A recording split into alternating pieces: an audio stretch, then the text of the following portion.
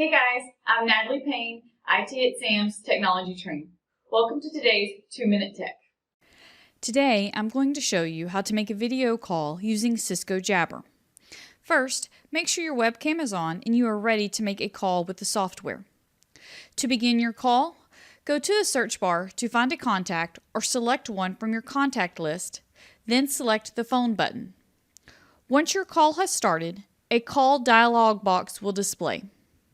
Select the Start My Video button in the upper right corner to convert the call into a video call. Once the call is complete, select the End Call button. In Jabber Options, there is a setting in the Calls tab that allows you to have video automatically display when you make or receive a call. That's all for today's 2-Minute Tech.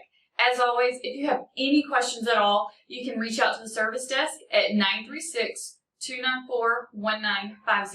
Thanks and have a great day.